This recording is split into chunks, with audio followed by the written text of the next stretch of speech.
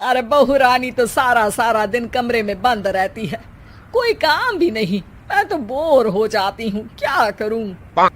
तभी मीना की सहेली रीना उससे मिलने आती है।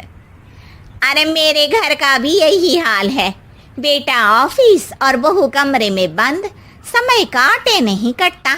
लेकिन अब सच मानो तो वक्त ही नहीं है कि वक्त से रोटी भी खा लूं।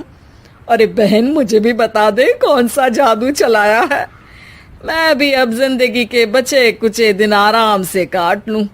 दीवारें देख देख कर तो बोर हो गई हूं मैं। रीना मीना को एक स्मार्टफोन देती है। ये ले, ये है वो छड़ी जो जादू करती है।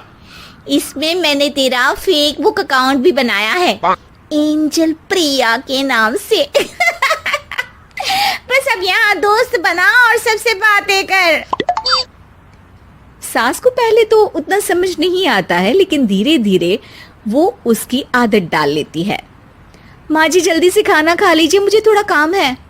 अरे तू जा, मैं खा लूंगी, अभी वक्त नहीं है। और सासू माँ मोबाइल में मुंह गड़ाए जवाब दे देती है। बहू समझ ही नहीं पाती और वहां से कमरे में चली जाती है। अचानक सास को किसी प्यारी पिंकी की फ्रेंड रिक्वेस्ट आती है। अरे वाह, ये तो कोई प्यारी सी लड़की लगती है, बात करती हूँ। सास फ्रेंड रिक्वेस्ट अपनाकर बात करने लगती है। अब क्या था, सास सारा दिन उस सहेली से बात करती, अपनी कहती, उसकी सुनती। एक दिन सास फोन पर ही सरगड़ाए, अरे बहू जरा मंदिर के लिए थाली सजा दे, आज कीर्तन है। बहू फोन पर किसी को मैसेज टाइप करते कहती है, माँ जी क्या है, अब मुझे क्या पता कि आपको कौन कौन से भगवान की पूजा करनी होती है। तभी सास के पास कोई मैसेज आता है। अच्छा अच्छा ठीक है, रहने दे, मैं ही कर लूंगी। अब मैंने मना थोड़ी ना किया है, कर देती हूँ मैं। अब मैंने भी बोला ना कि थोड़ी देर में बात करती हूँ, तो मैं ही कर लेती हूँ, तू जा अपने कमरे में। बहू वहां से चली जाती है।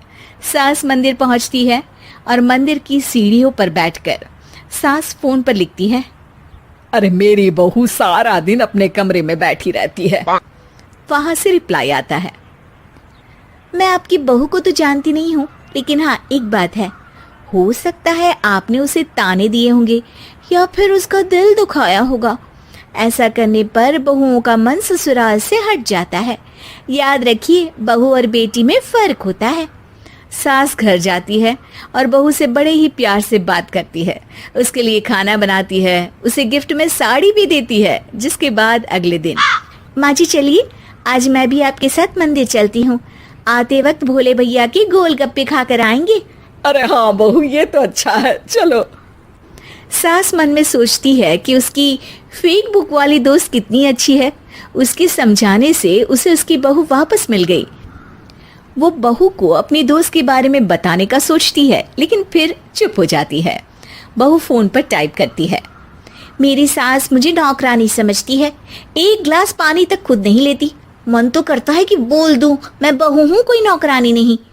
वहां से रिप्लाई आता है, देखो तुम्हारी सास को तो मैं भी नहीं जानती, लेकिन वो बुजुर्ग होंगी, पूरा जीवन उन्होंने घर गृहस्थी चूल्हा चौका में निकाल दिया। और फिर तुम ये भी मत भूलो कि जिस पति पर तुमको इतना गर्व है, उसे भी शिक्षा उन्होंने ही दी है। तो जिसने तुम्हें इतना दिया, क्या तुम उनकी थोड़ी सी सेवा नहीं कर सकती? बहू भी अगले दिन से सास का सारा काम करती, उनके पैर दबाती, उनका ख्याल रखती, उनके साथ घूमने जाती।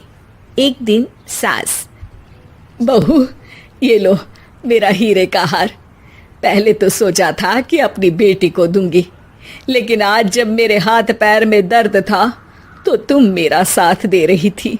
समय पर खाना पानी देकर तुमने ही मेरा बुढ़ापे में साथ दिया।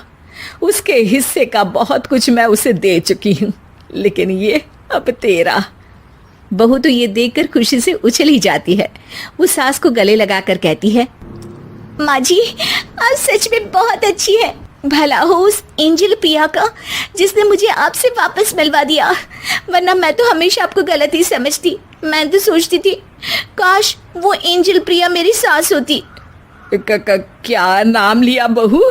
एंजल प्रिया तेरी फेक बुक फ्रेंड है? हाँ माँ जी, वो बहुत अच्छी है, उन्होंने ही मुझे बताया कि सास की कीमत क्या होती है। अरे बहू, कहीं तू प्यारी पिंकी तो नहीं? जी माँ जी, मैं ही हूँ प्यारी पिंकी। क्यों? सास बहू को गले लगाकर कहती है। मैं भी यही सोचती थी कि काश प्यारी पिंकी मेरी बहू होती। शुक्रिया बहू। सासू माँ, शुक्रिया तो हम दोनों को फेसबुक और सोशल मीडिया का करना चाहिए, जिसने हम दोनों को एक दूसरे से दिल से मिला दिया। अब तक दोनों को समझ आ गया था कि जो खुशी वो बाहर ढूंढ रहे थे, सच में तो वो उनके घर में ही थी।